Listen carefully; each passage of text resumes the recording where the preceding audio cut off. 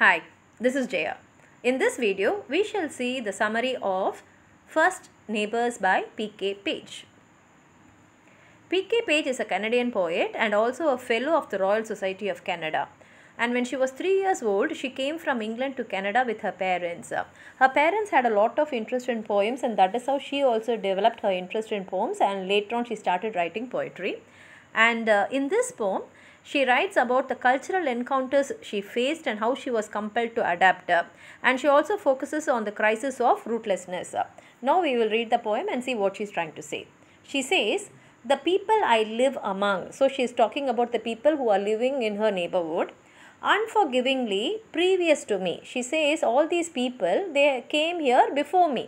It can be the native Canadians or the people who have migrated and who had come there. But they have been living in that place even before her. "Grudging the way I breathe their property, the air." But she says, whether they are also immigrants or whether they are native people, they all did not like me. They felt that I am sharing their property, even the air which I am breathing.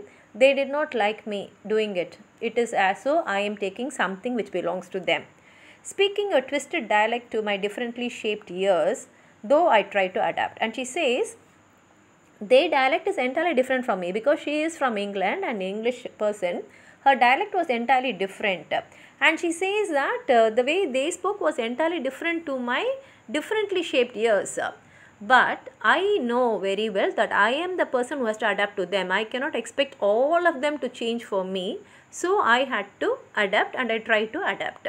The girl in a red tattered petticoat who jeered at me for my burnt bread. Go back where you came from. So she says everyone was making me feel that I don't belong there. And she talks about a girl who came in a red tattered petticoat. And when Paige gave her a burnt bread, she looked at her grudgingly and said, go back from where you came. So I was not accepted by anyone. I tightened my lips. She says that such remarks will make one person to get angry.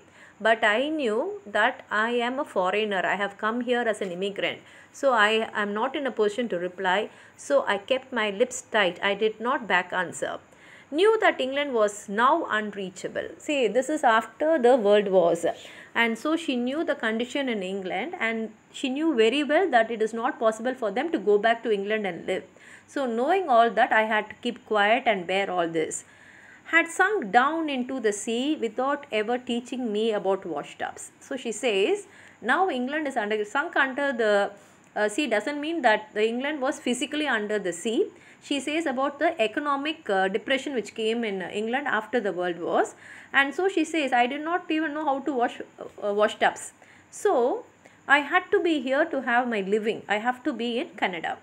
Got used to being a minor invalid, and slowly I was getting myself used to being treated like a minor and an invalid. We know how an invalid will have to adapt to so many things, and how a minor will be treated. They will not be given preference. So these things happened to me.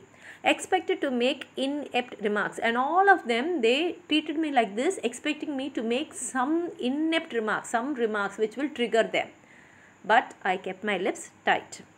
Futile and spastic gestures. So she says, they used to make so many gestures at me which used to make me feel so bad.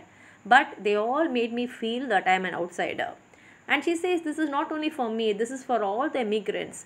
Ask the Indian about the squat thing on a stake drying by the fire. Is that a toad? Annoyed, he said, no, dear liver, very good. And she says, there is an Indian who was scatting, and he was frying a toad. He was trying something in the fire, and a person who passed by asked him, is it a toad? And this Indian got annoyed, and he said, no, this is a deer liver, and it's very good. And so she says, I found that all the others, that is who was not belonging to that particular community, they were treated very badly, and it annoyed them. Some were in a good position to reply, but I was not in a position to reply. Finally, I grew a chapped tarpaulin skin. She says, slowly, I also became very hard, like a chapped tarpaulin skin. I negotiated the drizzle of strange meaning, set it down to just the latitude. So I understood that this place is in a different latitude. So I understood the strange meaning of the words they used on me, and I also adjusted to their way. Something to be endured but not surprised by, because I knew I have to endure all this to live there. So I was not surprised by the way the people were treating me. Inaccurate. She says everything was inaccurate, but I have to adjust there. And here then she says the forest can still cling me. Here the forest is compared to the inner mind. And she says I am getting crunched inside, but I am not going to show it out. And one afternoon, while I was drawing birds, a malignant face flickered over my shoulder. The branches quivered. And she says, one day I was sitting and I was drawing a bird on the tree. Malignant means poisonous. So here she says, a malignant face was behind my shoulders. And I can understand what gesture they were showing. And that made the branches to quiver, because here the forest is her inner mind. She says my inner mind was shaking because I knew people did not like me here. Resolve to be both tentative and hard to startle. So I decided to be both tentative, take things as it come, and hard to startle, hard to frighten. I will not get frightened, though clumsiness and fright are inevitable, but at times I have to behave clumsy, I have to get frightened, because you cannot avoid these things in life.